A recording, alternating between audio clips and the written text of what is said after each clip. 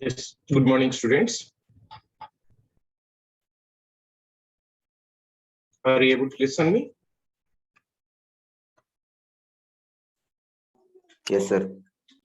Right. In this session, I am going to start from the first PUC part, motion in a straight line. In this session, I am going to explain motion in a straight line. Before that, we need basics.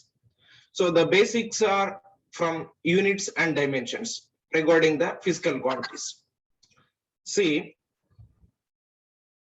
what is a physics is the branch of science which deals with the nature and natural phenomena. It is the study of nature and its surroundings, simply we'll say that. Any measurable quantity, maybe directly or indirectly, is called as the physical quantity. Any quantity that can be measured is called physical quantity. Examples for the physical quantities: mass, length, time, velocity, force, pressure, etc. A physical quantity is completely represented by magnitude and a unit. Magnitude is nothing but how much it is there. Unit is nothing but how we are measuring in centimeters, meters, or kgs, grams, like that. So any physical quantity, if we consider, it consists of two parts. One is the magnitude, other one is its unit. A physical quantity is completely described by magnitude and its unit. A standard of measurement is called as the unit. A standard of measurement is called as unit. Physical quantities we can classify as fundamental physical quantities and derived physical quantities. What are called fundamental physical quantities? The physical quantities are expressed their own are called as the fundamental physical quantities. Examples for the fundamental physical quantities: mass, length, time. Whenever we take that derived physical quantities, the physical quantities which are expressed in terms of the fundamental physical quantities are called derived physical quantities.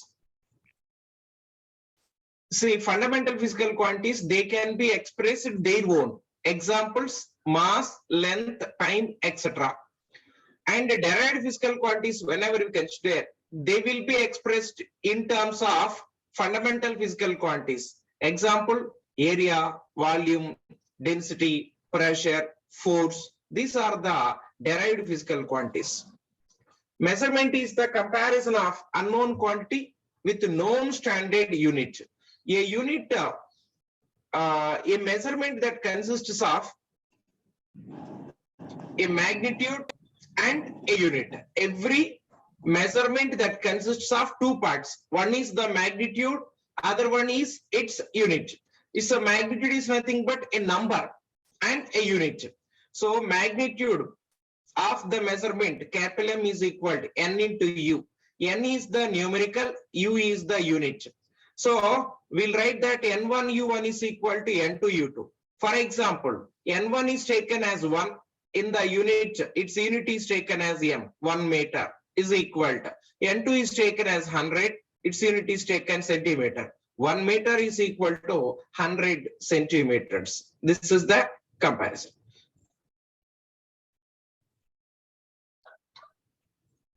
So whenever we take that 7 fundamental physical quantities are there, 2 supplementary physical quantities are there. Mass, its unit is meter and symbol is M. Length, length, its unit is meter and the symbol is M. Next, mass.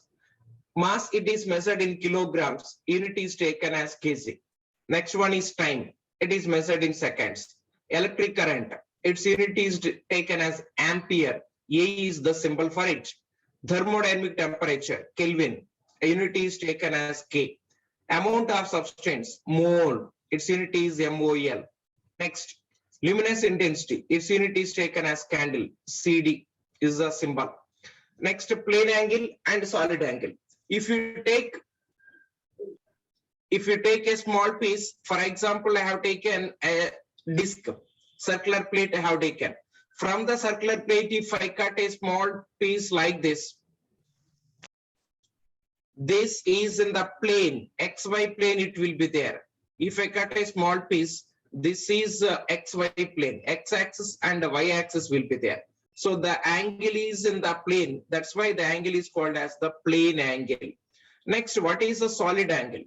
If I cut a piece from the watermelon, let us suppose if we cut a part from the watermelon, length will be there, breadth will be there, and solid also will be there in it. Length, breadth, and height, 3 will be there. That's why this angle is called as the solid angle. So plane angle unit is radian, symbol is rad. Solid angle unit is steradian, its unit is SR. Next, requirement of the standard unit. Firstly, I'll explain that. Standard units must have the following features. What are they? It should have a suitable size. It should not be too long or too short. It should be very well defined. It should be independent of time and place. For example, to measure the length, we are using the 1 meter scale. That meter scale, it won't melt or it won't change its length or the shape due to the temperature or pressure. So it should be independent of time and place. Everywhere it should be same. It should be easily available so that all laboratories, they can duplicate it. It should be independent. It should be independent of the physical conditions like temperature and pressure. Okay, some units and their conversions. See, 1 centimeter. Generally, students, they feel that 1 centimeter is equal to how many meters. So that's why I have typed here. All these I have typed and I kept. See, some special units. What are that? 1 centimeter is equal to 10 power minus 2 meters. 1 millimeter is equal to 10 power minus 3 meters. Please, Rashmita Shishali Care. Please mute. Rashmita Shishali Care. Please mute. Okay. 1 millimeter is equal to 10 power minus 3 meters. Like I'm squaring both sides. 1 centimeter square is equal to this. Also, students, they used to make mistake. 1 centimeter is equal 10 power minus 2 meters. 1 centimeter is equal to 10 power minus 2 meter. 1 centimeter square is equal to, we have to write 10 power minus 2 meter whole square. That is 1 centimeter square is equal 10 power minus 4 meter square. 1 centimeter square is equal 10 power minus 4 meter square. Who is it? It is the distance for the others.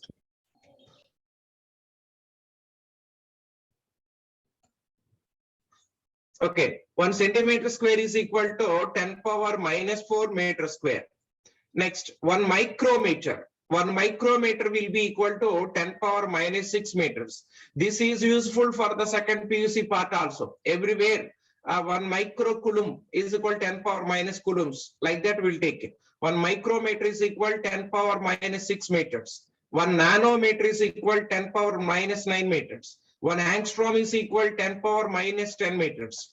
See, picometer. 1 picometer is equal to 10 power minus 12 meters. 1 Fermi. To measure the nuclear distance, we use this unit. 1 Fermi is equal to 10 power minus 15 meters. Next, light that travels 3 lakh kilometers in 1 second. Speed of the light C is equal to 3 into 10 power 8 meters per second. So light travels 3 lakh kilometers in 1 second. Like that, if you want per 1 minute, we have to multiply with 60. Per 1 hour, if you want, you have to multiply with 60. Per 1 day, if you want, into 24. Like that, if it travels 1 year, it will multiplied with 365. So 3 into 10 power 8 into 60 into 60 into 24 into 365. This is the distance traveled by the light throughout the year. So the light year is the distance traveled by the light in 1 year. It will be 9.46 into 10 power plus 15. 1 plus 1 Salam, Salam Hussein. 1 plus Salman 1 Hussein. equal to 4. कैसा बोला? Salman Hussein. Yes, sir.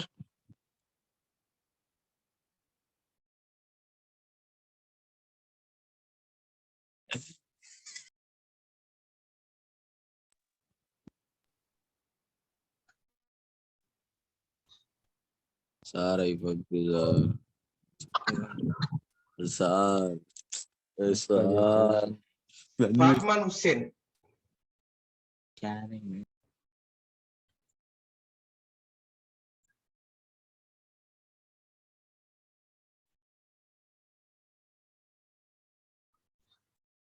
Okay, one light year is the distance traveled by the light in 1 year. That will be 9.46 into 10 power 15 meters. Next, 1 parsec is equal to 3.26 light years. 1 parsec is equal to 3.26 light years or 3.8 into 10 power 16 meters. One astronomical unit, it is the distance between the sun to the earth. It is the mean distance between the sun to the earth. It's one astronomical unit is equal to 1.4 or 1.5 into 10 power 11 meters. 1.5 into 10 power 11 meters. One astronomical unit is equal 1.5 into 10 power 11 meters. Next, one atomic mass unit. It will be equal to 1.67 into 10 power minus 27 kg. Otherwise, one atomic mass unit is equal to 1 atomic mass unit is equal to 931.5 million electron volts. See, here also important, you may know, but some of the students, many of the students, they are unable to convert from kilometers per hour to meters per second. That's why I have written here 1 kilometers per hour is equal to 5 by 18 meters per second. For example, velocity is given 72 kilometers per hour. That we want to convert into meters per second. Velocity V is equal to 72 into 5 by 18. 5 by 18 meters per second. When we want to convert kilometers per hour into meters per second, we have to multiply with 5 by 18. So V is equal to, this 18 will get cancelled in 72 4 times. Therefore, 4 into 5, 20 meters per second. Velocity V is equal to 20 meters per second. This is a conversion of kilometers per hour to meters per second. 1 Newton is equal to 10 power 5 dyne. 1 joule is equal to 10 power 7 erg. 1 calorie is equal to 4.18 joules, or we'll write 1 calorie is equal to 4.2 joules. Instead of 1.48, we may write 4.2 joules. Next, 1 electron volt is equal to 1.6 into 10 power minus 19 joules. I will share all these in the group, and the required synopsis, all the synopsis I will share in the group. Right, 1 kilowatt hour is equal to 36 into 10 power 5 joules. In some of the books, it might be there as 1 kilowatt hour is equal to 3.6 into 10 power 6 joules. 3.6 into 10 power 6 joules, like that it will be there. Okay. Next one. 1 horsepower. 1 horsepower is equal to 746 watts. Next.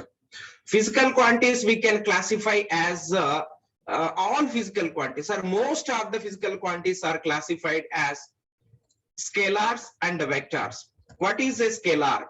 A physical quantity which has only magnitude is called as the scalar. A physical quantity which has magnitude as well as direction is called as the vector. What are the scalars? The physical quantities which have only magnitude. Examples for the scalar is by mistake speed is typed. I'll block it. Speed is not that scalar, it is the vector. Now, examples for the scalar: mass, length, time. Mass, length, time, distance, displacement. These are the scalar quantities. Distance or displacement is vector quantity. So distance, work are taken as the scalar quantities. A physical quantity which has only magnitude is called as a scalar. Examples for the scalar is mass, length, time, distance, etc. Next, vectors. The physical quantities which have both magnitude and direction, also they should obey laws of the vector addition. They are called as vectors. A physical quantity which has magnitude, direction, and obeys laws of vector addition, that is called as the vector. Examples for the vectors: displacement, velocity, force, momentum, acceleration. They are the vectors. Distance. The shortest path between the initial and final points is called as the distance. See, shortest path, actual path covered by the body is called as the distance. Let us suppose a body starts from the point A and reaches to the point B. This is the actual path covered by the body. The actual path covered by the body, for example, if I take 5 kilometers, this 5 kilometers is called as the distance.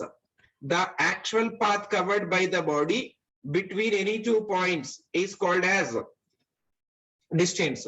And the shortest path between the initial and the final points is called as the displacement. The shortest path between the initial and final points is called as the displacement. The shortest path between the initial and final points is called as the displacement.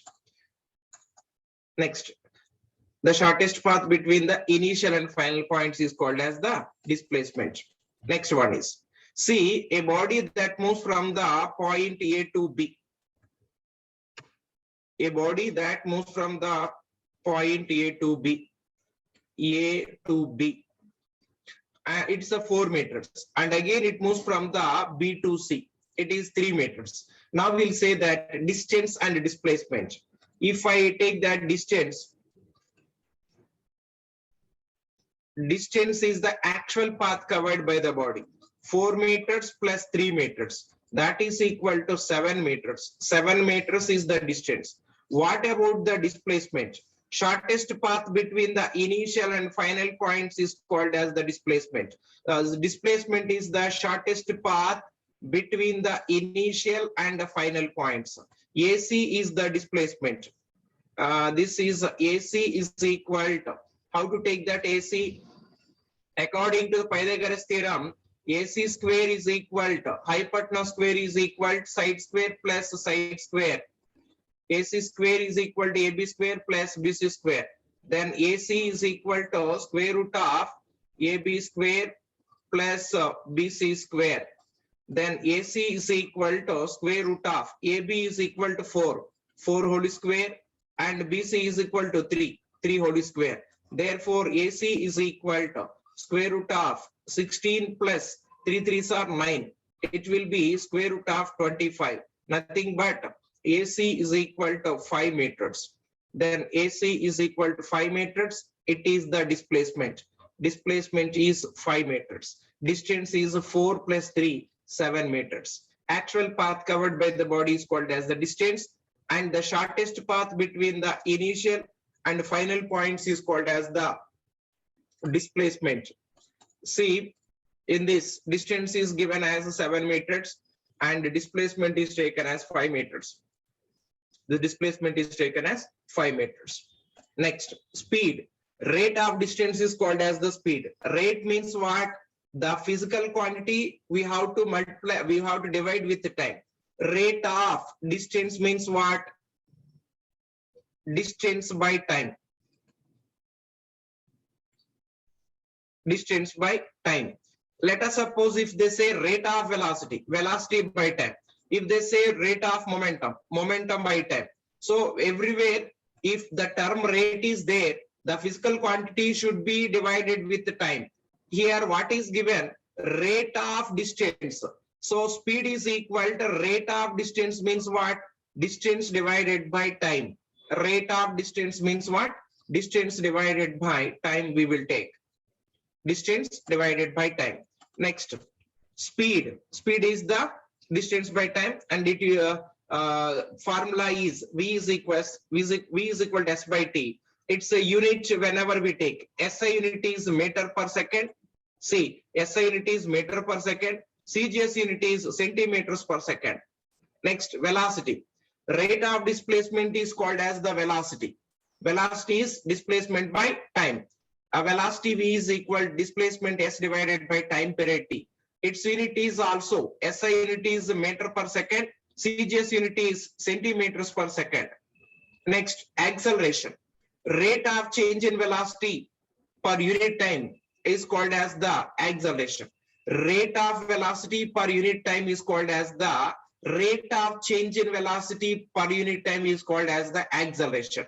So let us suppose a body has a initial velocity u and it has moved from this point to other point. Its final velocity is taken as v. Time period is taken as t. Then acceleration of the body, if you want to say that, final velocity minus initial velocity divided by time. Acceleration is equal final velocity minus initial velocity divided by time. So then acceleration is nothing but rate of change of velocity per unit time. Let us suppose a body that moves from point A to B in time period t, then acceleration A is equal to V minus U divided by t. It is a vector quantity. Acceleration is a vector quantity. Its unit is meter per second square. Unit is meter per second square. It is SI unit. CGS unit is centimeters per second square. What?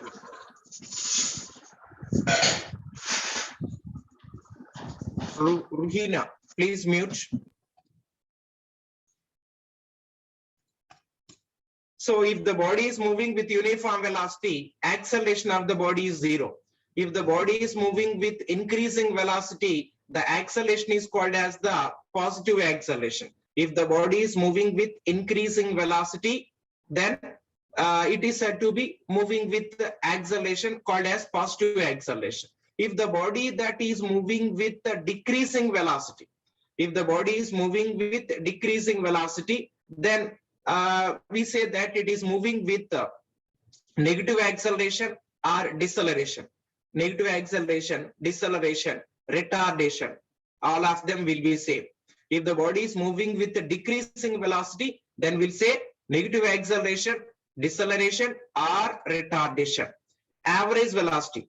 Total displacement by total time is called as the average velocity. Let us suppose a body starts from the point A and reaches to the point B. Again, from the point C to C, B to C, if it travels, A to B displacement is taken as S1 and B in time period T1, and B to C displacement is taken as S2 in the time period T2. Therefore, average velocity is S1 plus S2 divided by T1 plus T2. Average velocity is the ratio of the total displacement and total time. It is the ratio of total displacement to total time. That's why S1 and S2 are the displacements in the time periods T1 and T2.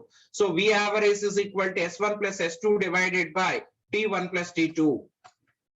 If the body that moves from the point A to B and again from point B to C, A to B displacement is taken as S1 with the velocity V1, and B to C displacement is taken as S2, velocity is taken as V2.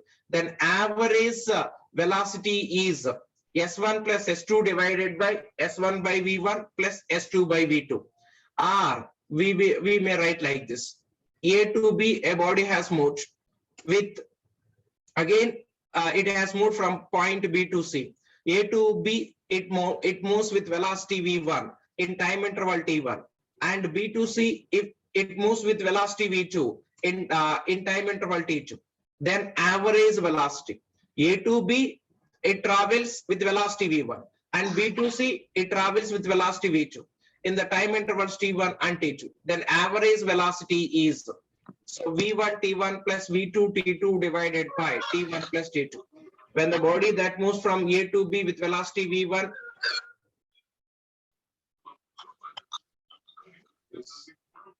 Kavya MH, please mute.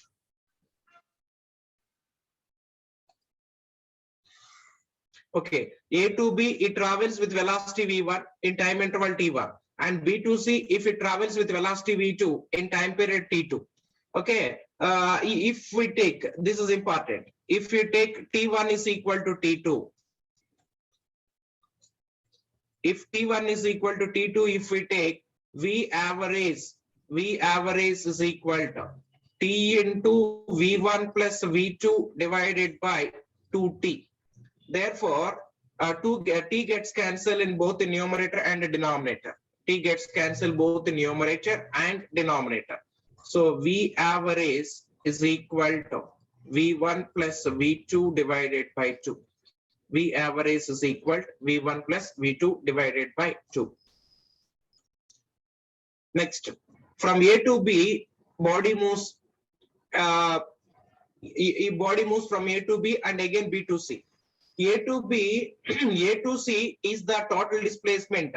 Yes, S is the total displacement between A to C, and A to B is that half of the total displacement with the velocity V1, and B to C, the half of the displacement is taken, remaining half of displacement is taken as a with the velocity V2. Then average velocity is 2V1 V2 by V1 plus V2.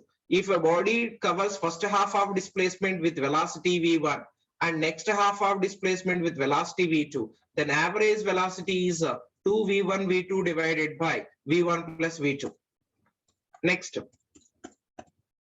it's taken like this. Okay.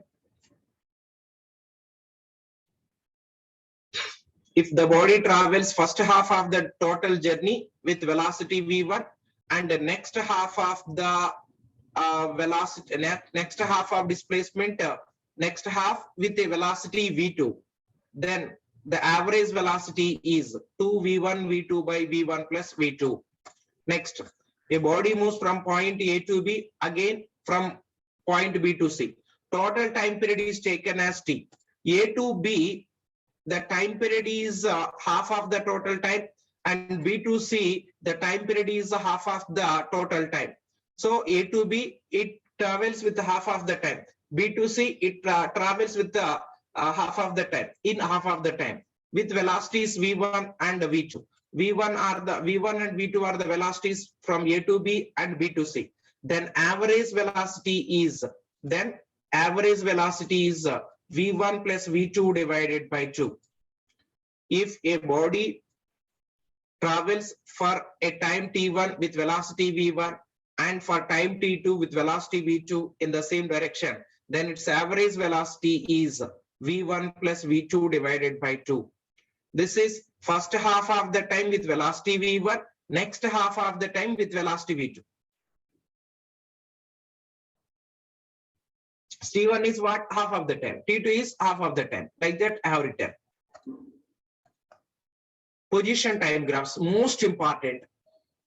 Without knowing these graphs, we cannot solve the numericals. Graphs based numericals we cannot solve. This is a most important. I will share you this file. You have to follow it, right? Position time graph. Position time graph means along the y-axis we will take the displacement, and along the x-axis we will take the time period.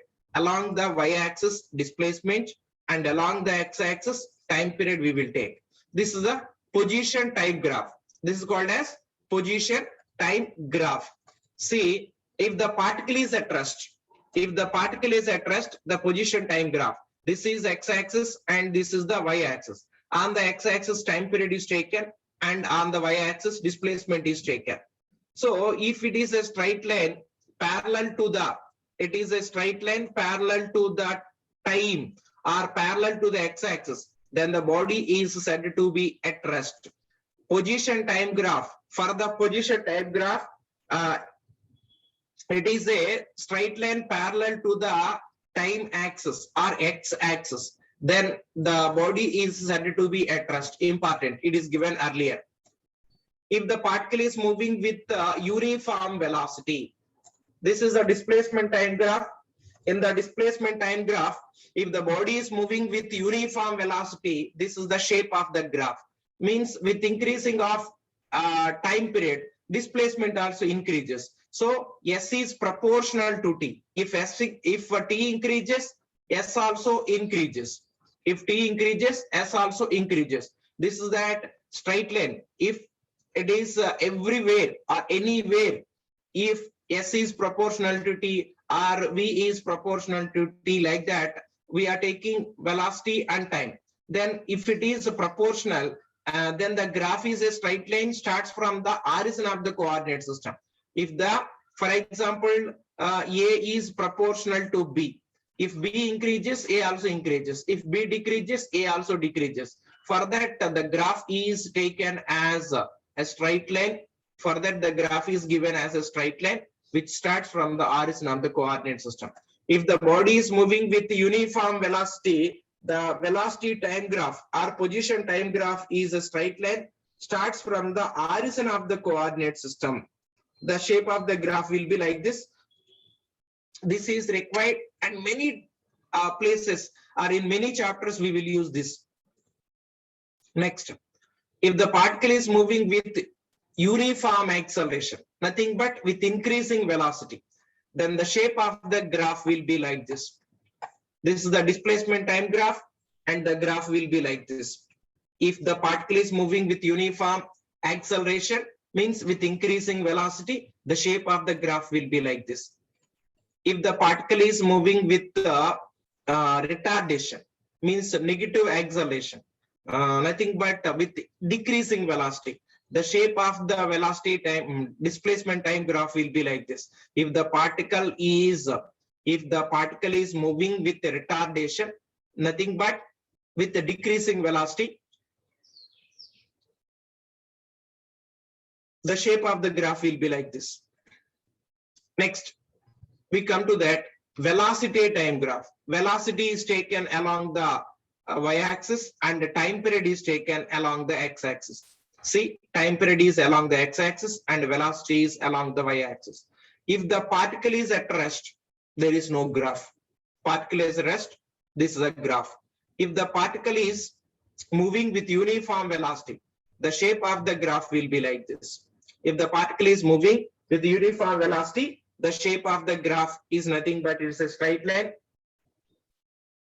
It is a straight line from the parallel to the x-axis. If the body is moving with uniform velocity, this is a straight line parallel to the time axis, right? Next, if the particle is moving with uniform acceleration, nothing but with increasing velocity, uniform acceleration is nothing but it is a velocity time graph. Then if the body is moving with uniform acceleration with the increasing velocity, the shape of the graph will be like this. The shape of the graph will be like this. If the body is moving with uniform acceleration, nothing but with the increasing velocity, the shape of the graph will be like this.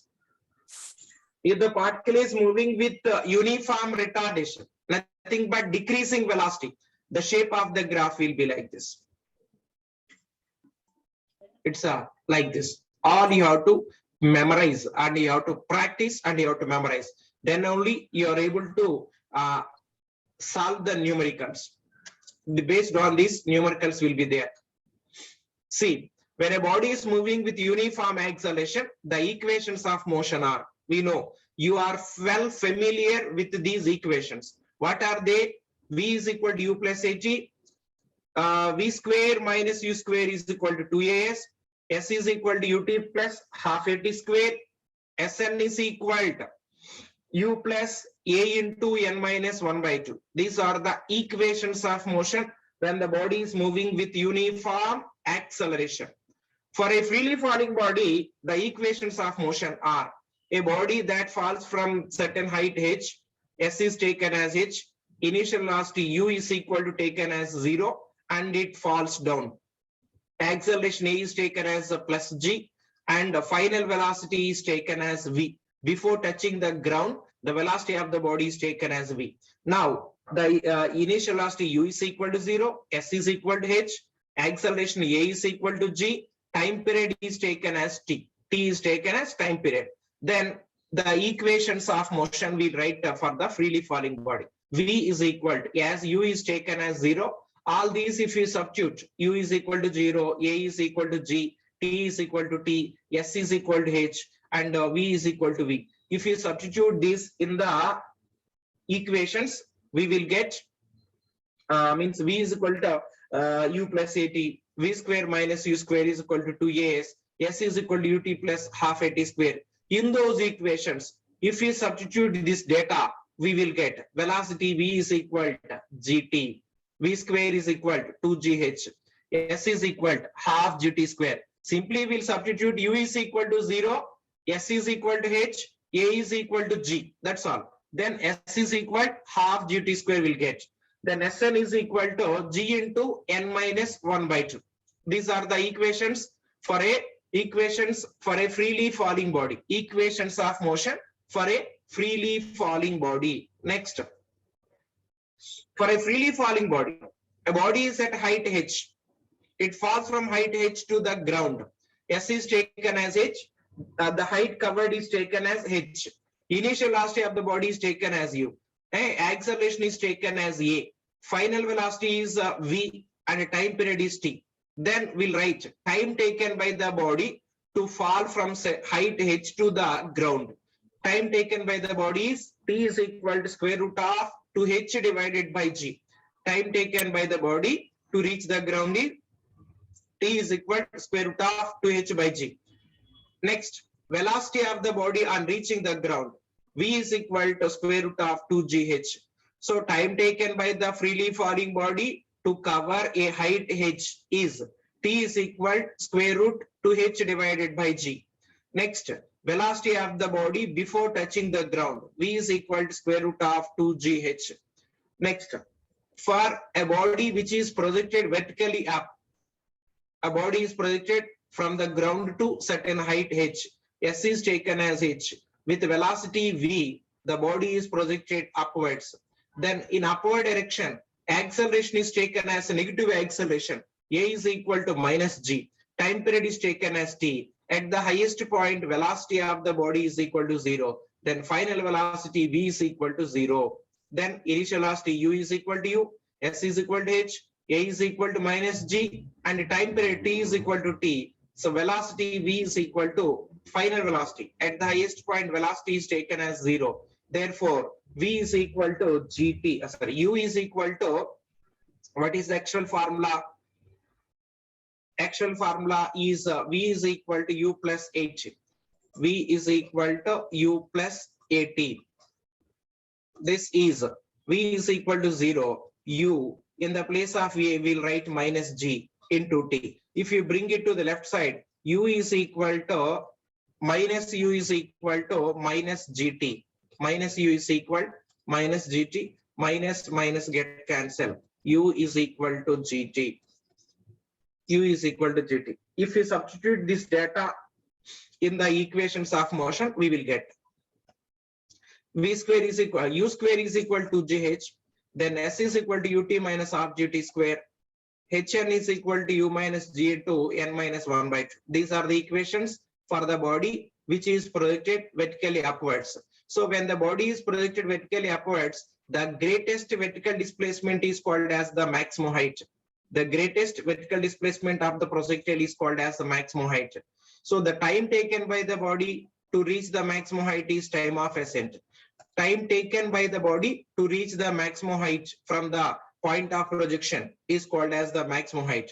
So time taken by the body to come back to the ground. Time taken by the body to come back to the ground or point of projection is called as the time of descent. From maximum height to point of projection to reach the body, how much time it takes, that is called as the maximum height. Next, when a body is projected vertically up, Already we have given these equations. Okay, when the body is projected vertically up, when the body is projected vertically up, so maximum height, time of flight, time of ascent, time of descent we'll discuss here. So when a body is projected up, it has moved a distance to a height h. U is equal to u. With velocity u, it is projected. Acceleration a is equal to minus g, t is equal to t, and final velocity v is equal to 0. Maximum height, h maximum is equal to u square divided by 2g. Time of ascent, ta is equal to u by g. Time of descent, time taken by the body to fall down, it is taken as u by g. Next, time of flight is equal to 2u divided by g. These are the equations of motion. These are the equations for a body which is projected vertically up.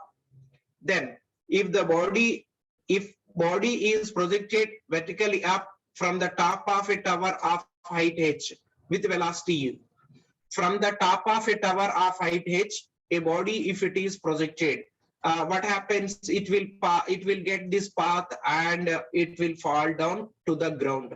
Okay, height of the tower is taken as h. Then whenever the body that touches the ground or that reaches the ground, the final velocity is taken as v. Now we will see that maximum height from the top of the tower, from the tower to that highest point, and from the foot of the tower we will calculate. We will see that. So a body is projected vertically up from the top of a tower of height h with velocity u. So it will go up and comes down. Okay. Then maximum height from the top of the tower, h maximum is equal maximum height from the top of tower. This is h maximum from the top of tower. H maximum is equal to u square by g. Maximum height from the foot of the tower. So height of the tower plus maximum height. H plus maximum height is how much? U square by 2g. H small h plus u square by 2g. Velocity of the body on reaching the ground. Velocity of the body on reaching the ground. V is equal to square root of u square plus 2gh. This is important. Based on this, one problem is there in the previous years. V is equal to square root of u square plus 2gh.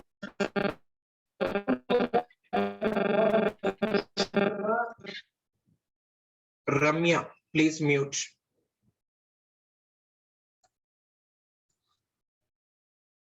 Okay, next. This is important. Velocity on reaching the ground, v is equal to square root of u square plus 2gh. I will use this. So the height of the tower, if you want, h is equal to minus ut plus half gt square. Height of the tower, if you want, h is equal to minus ut plus half gt square. Or if you want to calculate how much time it takes to fall down, t is equal to, this formula also we may use for calculation of the time taken by the body to reach the ground or height of the tower. We use this formula. So the total time taken by the body to reach the ground, t is equal to u plus square root of u square plus 2gh divided by g. T is equal to u plus square root of u square plus 2gh divided by g. Next, velocity of the body on reaching the ground is, if it is n times of the initial velocity. If the velocity of the, if it is there,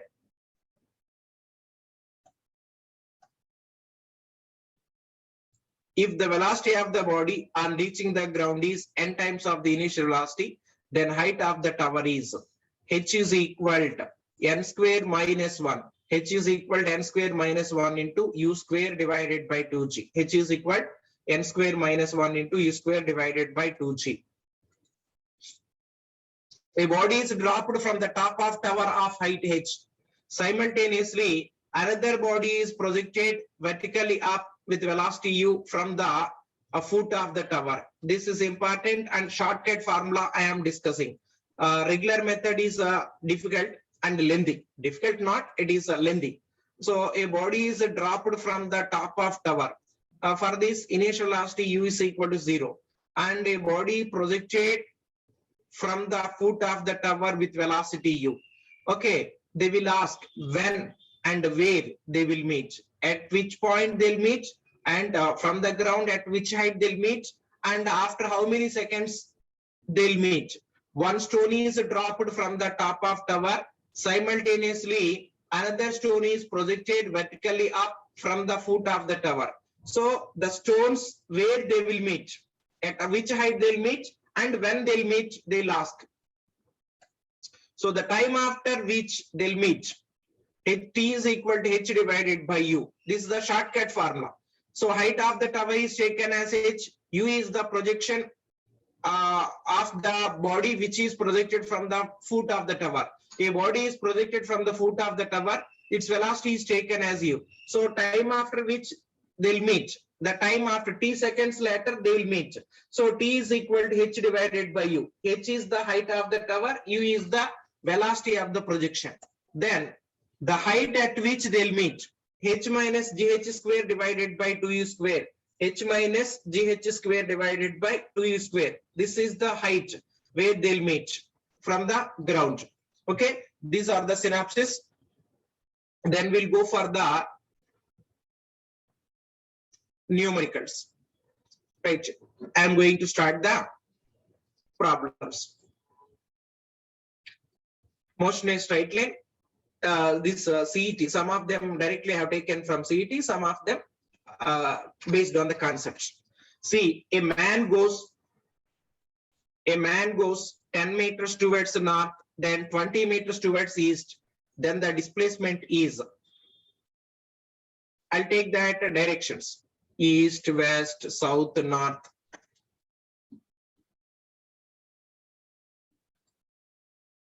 If I take these are the directions.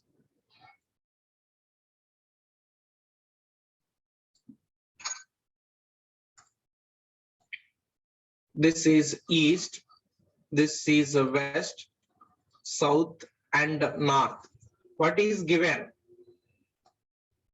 A man goes 10 meters towards the north. He has traveled 10 meters towards the north. Okay, and then 20 meters towards east. Again, 20 meters towards the east. What is the displacement? Displacement is the shortest path between the initial and the final points.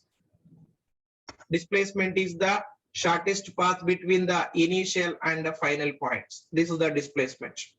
There, what is the displacement that we have to take? Let us suppose ABC is the right angle triangle. From the right angle triangle, we'll write hypotenuse square is equal to, what is that? AC square is equal to AB square plus BC square. AB square plus BC square. AC is equal to square root of AB square plus BC square. What is there? AC is equal to square root of AB is equal to what? 10 meters. 10 whole square. Plus BC is 20. 20 whole square. Okay. We'll take that. AC is equal to square root of 10 whole square will be equal to 100. 20 whole square will be equal to 400. Therefore, AC is equal to square root of 500. That will write square root of 5 into 10. 10 into square root of 5 will write. That will write it as 10 into square root of 5. 2 2s are 4. Square root of 5 we have to take that. 10 into. It is nearly 2.2 we can take. 2 to 2 point, nearly 2.2. 2.23, 2.24 like that it will come. So 10 into 2.23 will be equal to 22.5. Oh, is this? It's a disturbance. Akash, GC Akash, please mute. Please mute. It is disturbance to for all others. It is others. It is disturbance. Akash, please mute.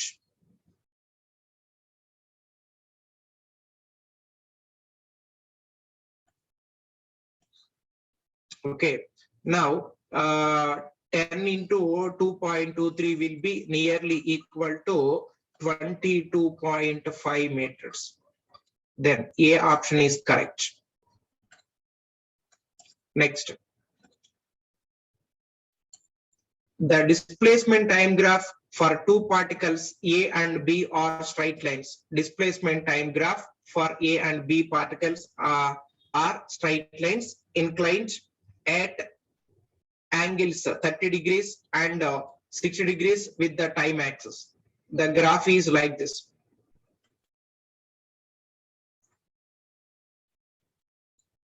Displacement time graph it is.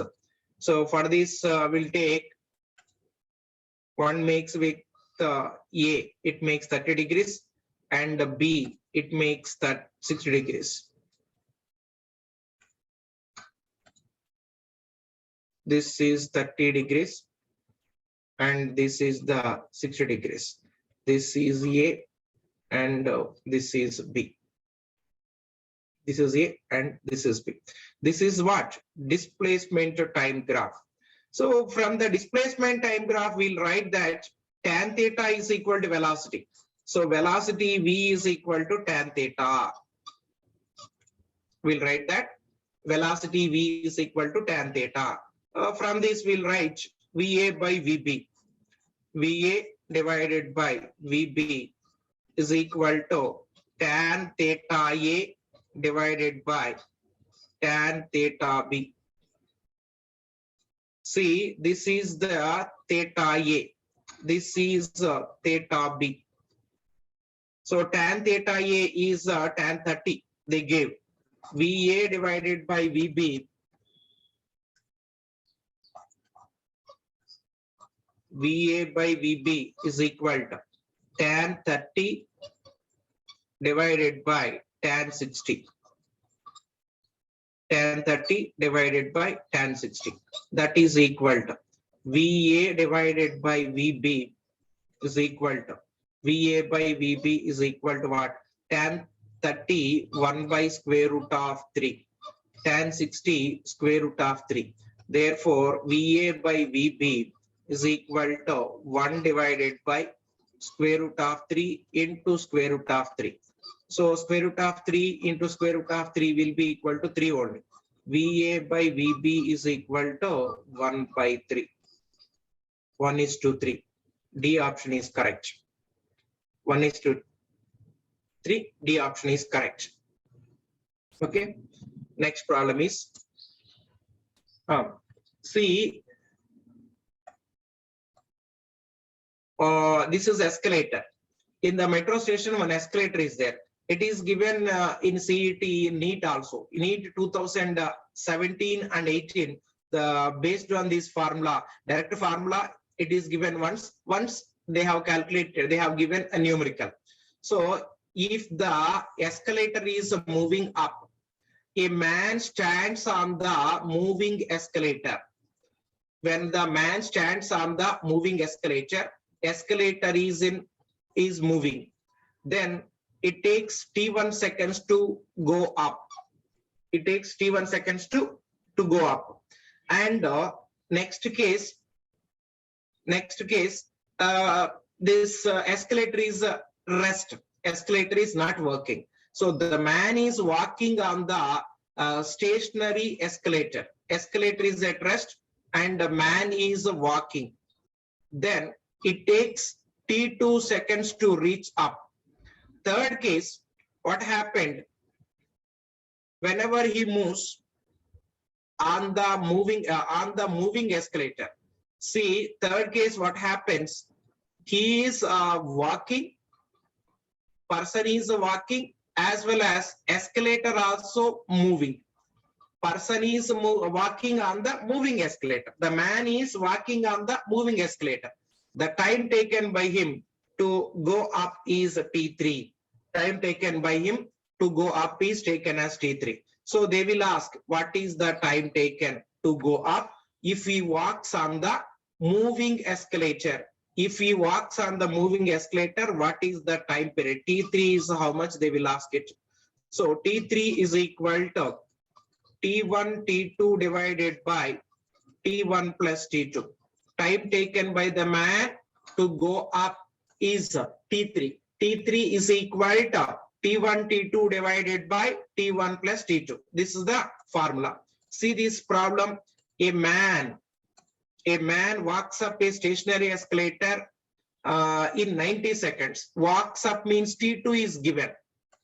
Walks up on a stationary escalator, it is given.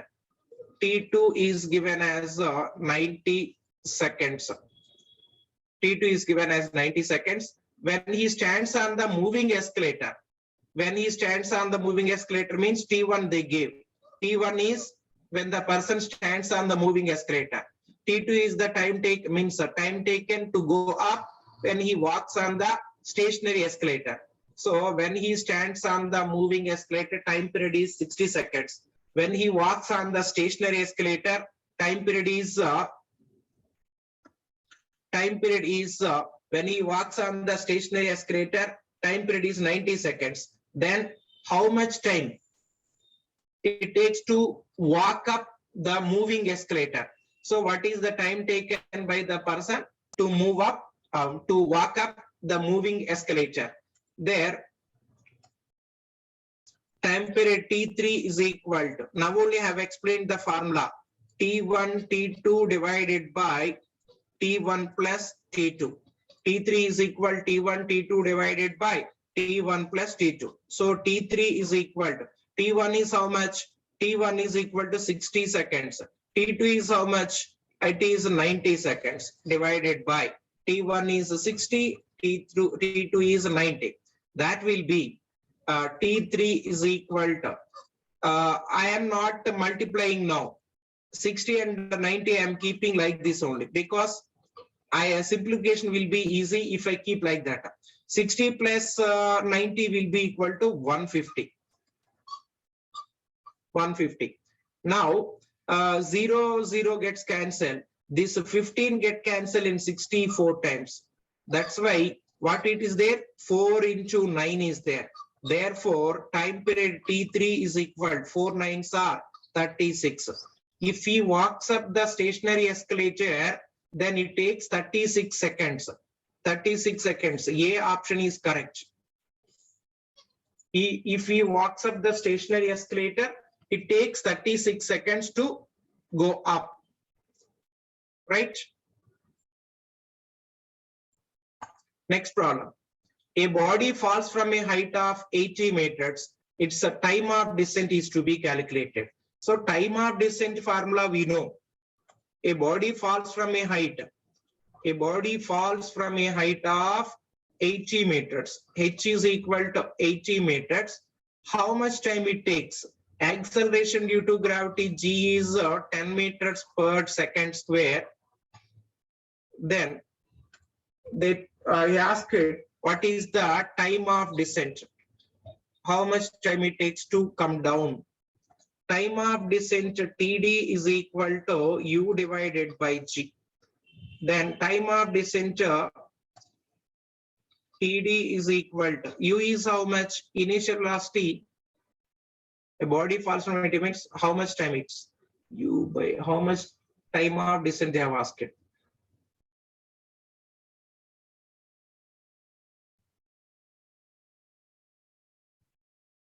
Or time taken by the body, another formula is there. Instead of time of descent, time taken by the body to reach the ground. One more formula is there. Time taken by the body to reach the ground is T, not a time of descent. So T is equal to square root of 2h divided by G. Time taken by the body to reach the ground to a height h. T is equal to square root of 2h divided by G.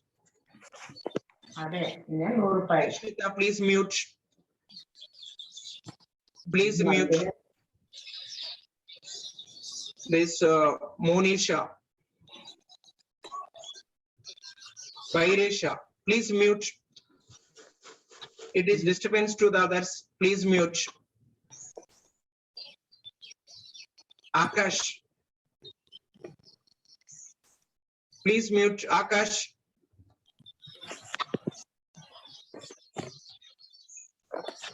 Akash, please mute.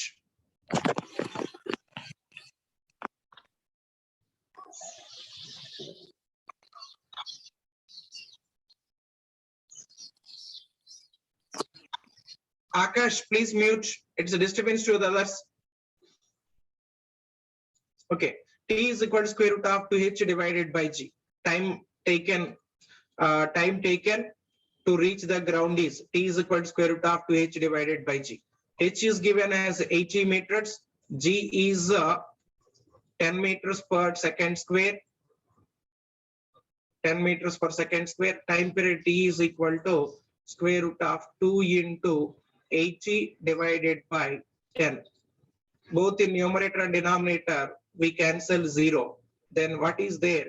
Time period T is equal to square root of 2 into 8, 16. Square root of 16. Time period T is equal to 4 seconds. Square root of 16 is equal to 4. So 4 seconds is the time period. Time taken is 4 seconds. Next.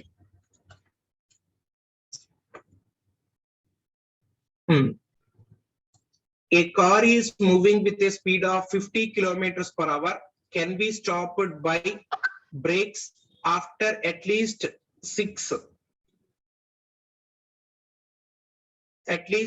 meters. If the same car is moving at a speed of 100 kilometers per hour, the minimum stopping distance is. See, if when the car is moving with the speed 50 kilometers per hour, it can be stopped by applying brakes, and it comes to rest after 6 meters. If the same car is moving with the speed of 100 kilometers per hour, then the minimum stopping distance, we take that S is proportional to U square. S is proportional to U square. There, S1 divided by S2 is equal to U1 divided by U2 whole square. S1 by S2 is equal to U1 divided by U2 square. It is given, car is moving with the speed. U1 is given as 50 kilometers per hour. 50 kilometers per hour. No need to convert. Both numerator and denominator kilometers per hour is there. U2 is 100 kilometers per hour. 100 kilometers per hour. Then minimum stopping distance. S1 is given as 6 meters. S2 is to be calculated. What is the S2? We have to calculate. Then S1 is equal to 6 meters. S2 is to be calculated. 6 by S2 is equal to. Then U1 is 50. U2 is taken as 100. Whole square is there. Then, one moment. I'll come back. One moment. It's charging is completed in it. I'll keep charging.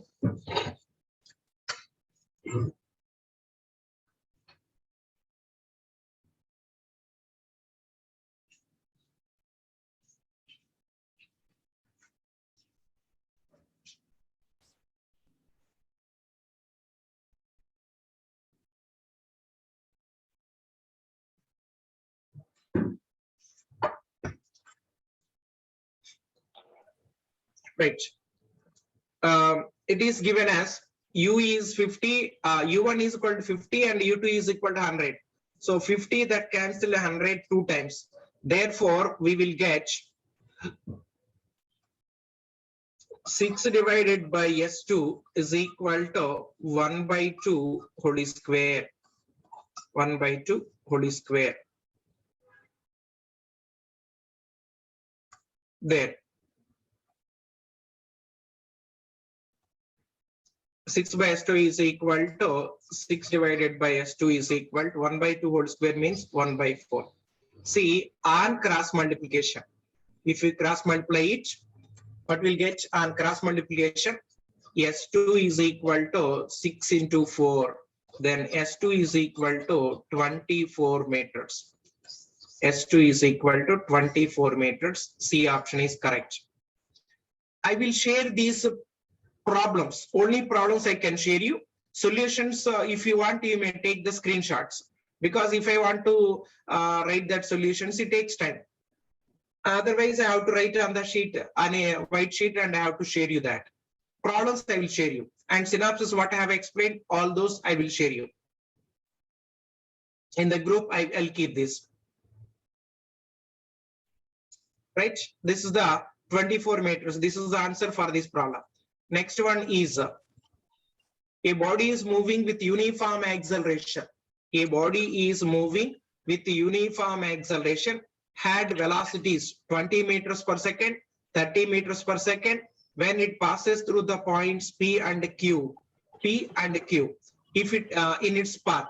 Okay, the velocity of the body midway of PQ. See, please mute. Who is this? Please mute.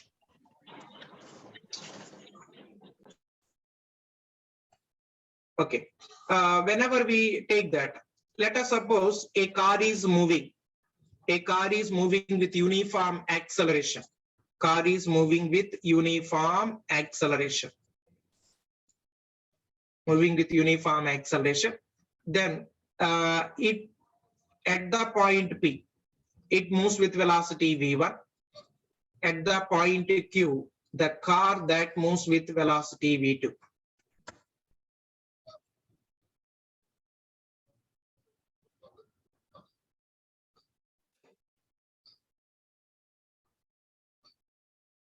With the velocity v2, if it moves with the velocity v2. Okay, at the point P, it moves with velocity v1, and at the point Q, it moves with velocity v2. There, exactly midway of PQ. This is, let us suppose M is the midway. At the midway, what is the velocity they have asked? The formula for this is velocity at the midway, V dash is equal to square root of V1 square plus V2 square divided by 2. Square root of V dash is equal to square root of V1 square plus V2 square divided by 2. Therefore, V dash is equal to square root. V1 means what? V1 is equal to 20 meters per second they gave. 20 whole square.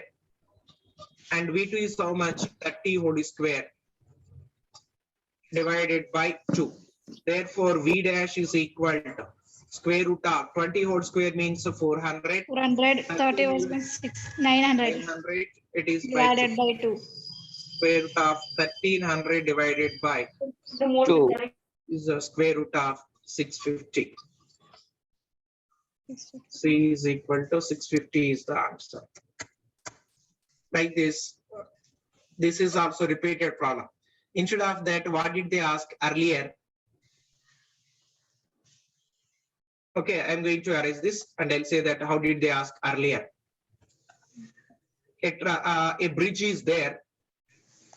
It is that bridge. The engine of the train that crosses the bridge, that enters the bridge with velocity v1, and it comes out. When it comes out from the bridge, the engine of the train, when it comes out of the bridge, the velocity is taken as v2. What is the velocity of the train exactly midway of the bridge? They'll ask. It is given previous case it. So what is the velocity of the train exactly midway of the bridge? The formula is v dash is equal to square root of v1 square plus v2 square divided by 2. This is the formula. Next problem. A bullet is fired. A bullet is fired into a fixed target. A bullet is fired into a fixed target, loses half of its velocity in penetrating 15 centimeters. How much further it will penetrate before comes to rest? Let us suppose it is then wooden block. In this wooden block, whenever a bullet is fired into this wooden block, then with velocity u, a bullet is fired with velocity u. Then after covering a distance of 15 centimeters, its velocity it loses half of its initial velocity. Means the velocity is taken as u by 2 only. With this velocity, how much further distance it will move, it will cover, they have asked it. Let us suppose the 15 centimeters is taken as d. This is the distance covered before comes to rest. Final velocity will be 0. Final velocity will be 0. So then what is the further distance is moved asked? They have asked x is to be calculated. D is 15 centimeters. D is given as 15 centimeters and it loses half of its it loses 1 by nth of its velocity. N is taken as 2. It loses 1 by nth of its velocity. 1 by n is equal to 1 by 2. Half of its initial velocity they told it. So n is equal to 2. N is equal to 2. We take it. The shortcut formula to calculate the further distance moved is d is x is equal to x is the further distance moved. X is equal to d divided by n square minus 1. This is the shortcut formula. Actual method also we can choose, but it becomes little bit lengthy. Then x is equal to d by n square minus 1.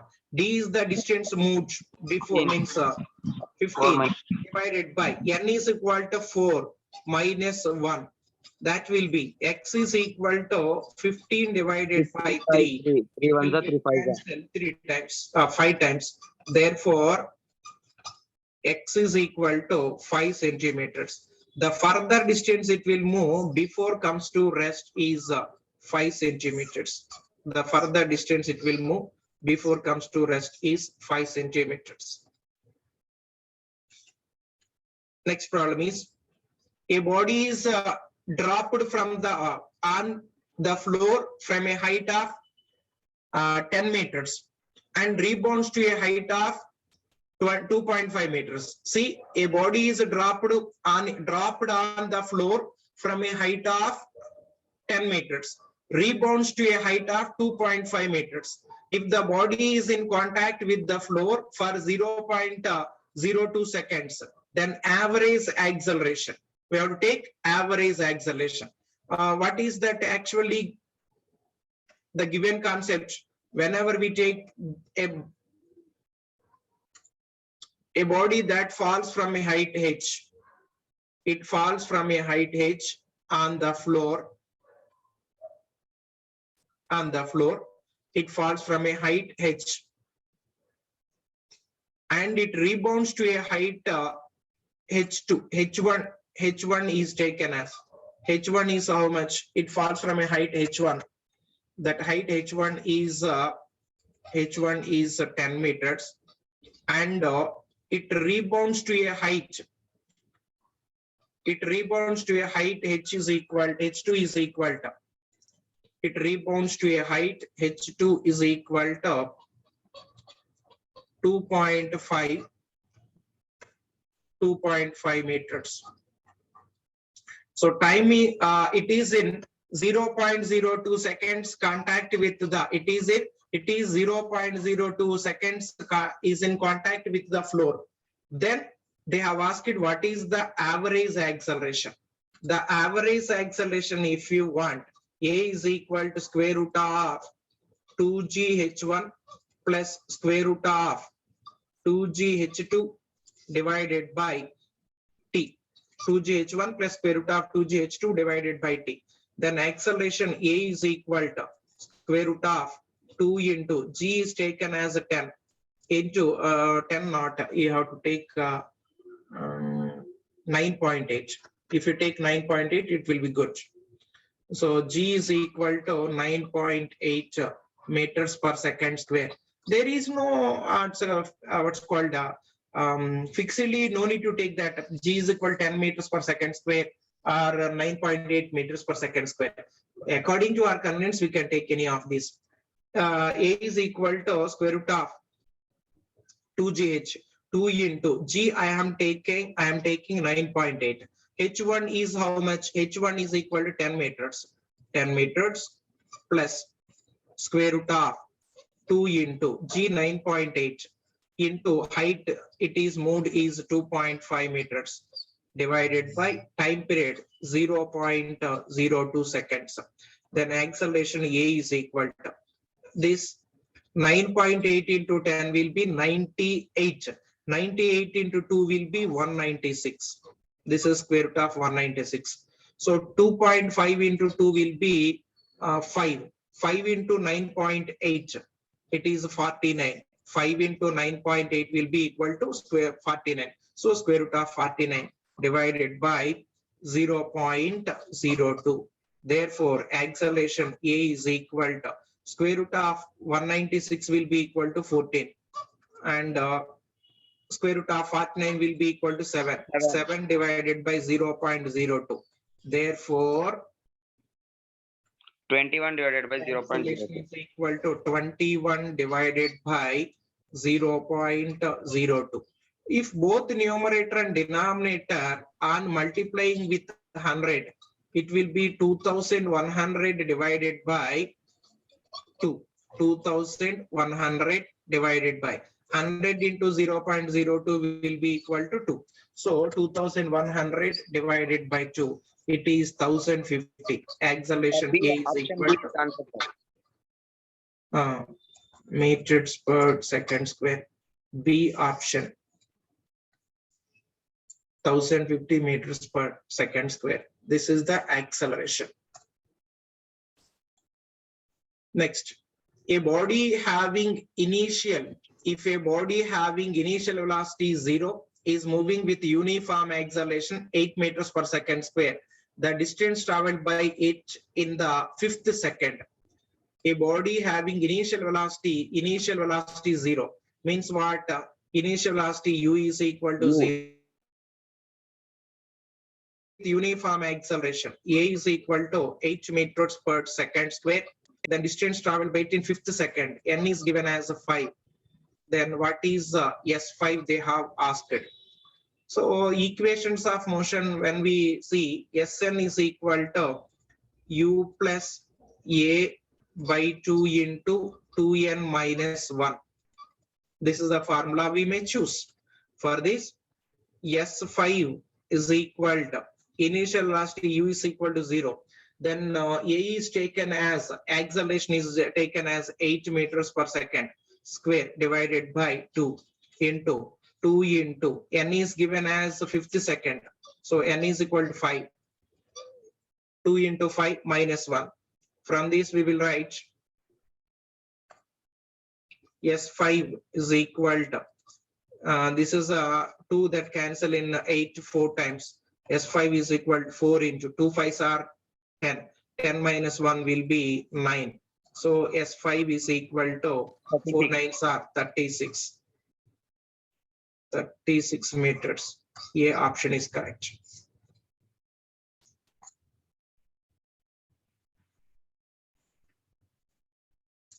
Next, a ball is thrown vertically upwards with the speed of 40 meters per second. The time taken by the ball to reach the maximum height would be, a ball is thrown vertically up with velocity u is 40 meters per second. Then how much time it takes to go up, they have asked it. It's a velocity u is equal to 40 meters per second. Then time taken by the ball, time of ascent they have asked it. Time of ascent TA is equal to u by g. Time of ascent TA is equal to u divided by g. Then time of ascent TA is equal to u is equal to 40. If I take g is 10 meters per second square, 4, sir. that will be yes. 0 0 get cancelled.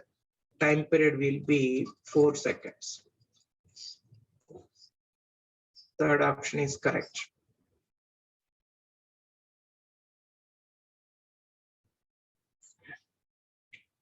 Next,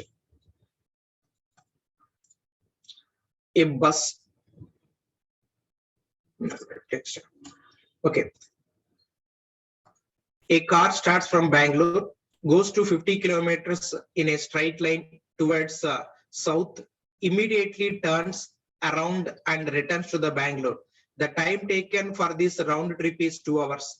The magnitude of the average velocity for this round trip is, see, the bus, it starts from the Bangalore, it goes in a straight line. How much it is? 50 kilometers goes, again comes back 50 kilometers to the same, it comes back 50 kilometers. In this case, displacement is equal to 0.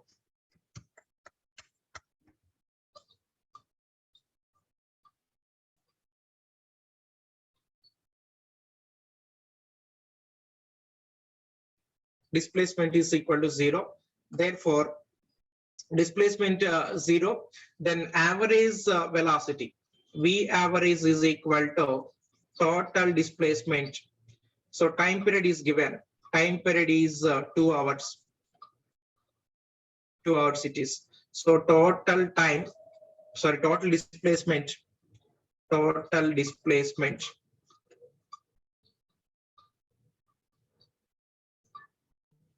divided by total displacement by total time. Total displacement divided by total time. Then V average is equal, total displacement is 0. Time period is 2 hours. Therefore, we'll take that 0. Option A. Option A is correct.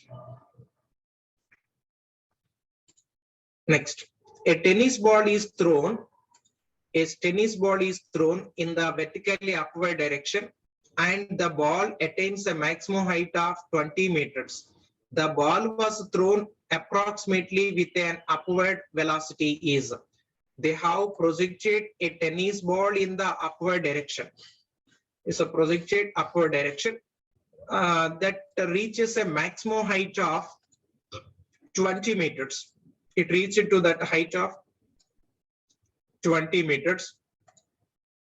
H is given as 20 meters. Then it is projected with velocity u. What is the velocity of the projection, they have asked it. What is the velocity of the projection? So we know that maximum height, H maximum is equal to, this is a maximum height. This is, so H maximum is equal to U square divided by 2G. G, I'll take it as 10 meters per second square. In this case, U square is equal to 2G into H maximum. Then U square is equal to 2 into 10 into maximum height, it is 20 meters. 20. Therefore, U square is equal to 2 into 10, 20, 20, 20s are 400. U square is equal to 400. U square is equal to 400. There, U is equal to square root of 400. That is equal to 20, 20s are 400. It's 20 meters per second. 20 meters per second is the correct answer for this problem. It is 20 meters per second. Say what? Sir, now you have taken G is equal to 10 meter per second. That in previous question you took 9.8.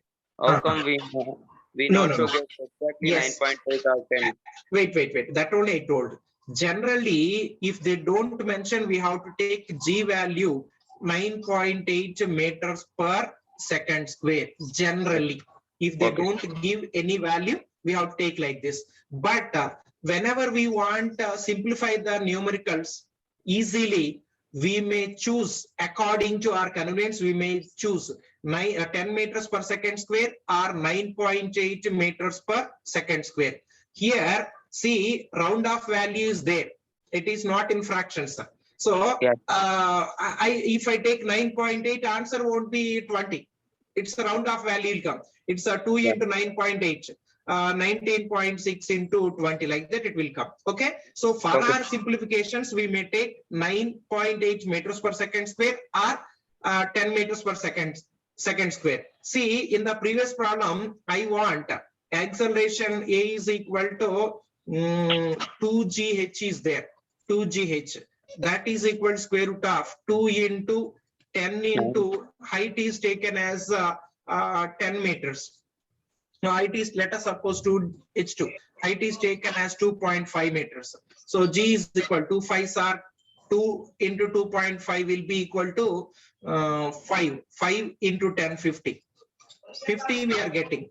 So 50 square root is difficult. That's why instead of 10, if I take 9.8, it will be square root of 2 into 9.8 into 2.5. So 2.5 into 2 will be equal to 5. 2 into 2.5 will be equal to 5. 5 into 9.8. Therefore, we'll get the square root of 49. It is easy to take that. Square root of 49 will be equal to 7. So for our convenience, we may take 9.8 or 10. Next. Yes, sir. Yes, sir. Thank you, sir. Next. An athlete complete one round of circular track of diameter 100 meters in 20 seconds. See, one circular track is there. In this circular track, diameter of the circular track is given as 100 meters.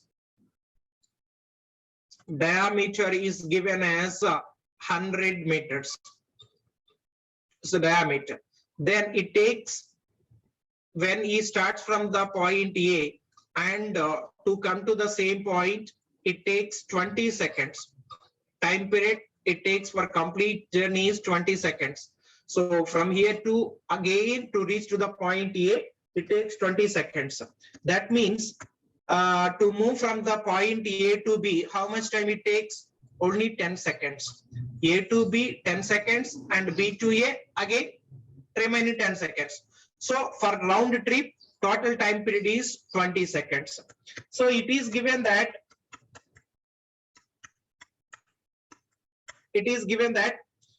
an athlete completes one round of circular track of diameter 100 meters in 20 seconds. So time period is taken as 20 seconds. So what will be the displacement after 1 minute and 10 seconds? See, 1 minute and 10 seconds means what? Total time. Total time is equal to 1 minute means 60 seconds. Again 10 is there. So total time is 70 seconds. Total time is 70 seconds. See, if the body starts from the point A, if the body starts from the point A and again comes to the point A, then time period is 20 seconds. For one rotation, time period 20 seconds. Again it is started and come to the same point A. Okay, first body is started from the point A. Body is started from the point A and again comes to the point A. It takes 20 seconds. Displacement is equal to 0. After 20 seconds,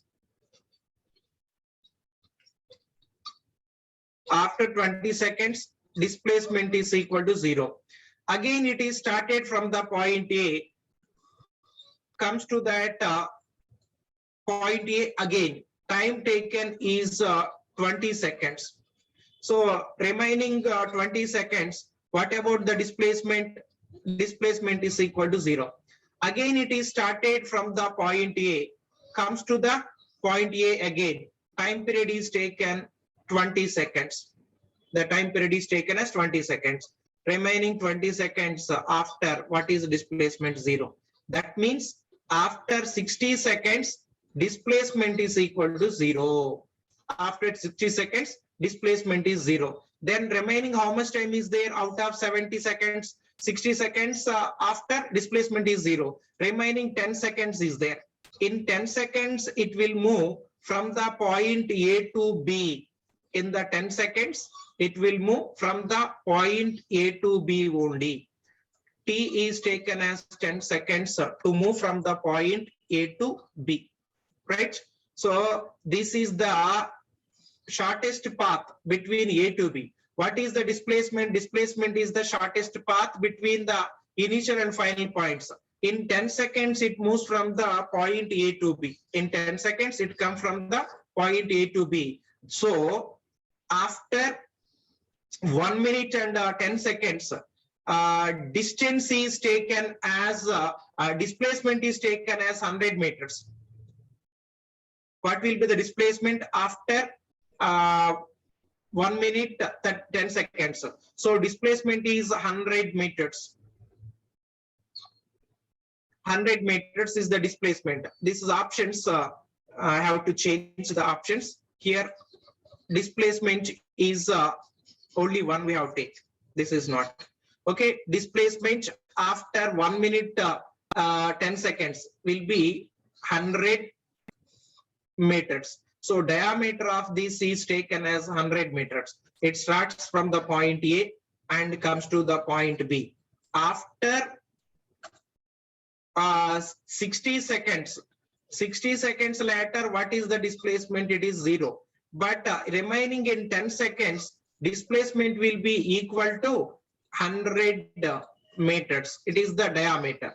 In the last 10 seconds, it will come from the point A to B. So displacement is taken as 100 meters. 100 meters we have taken it.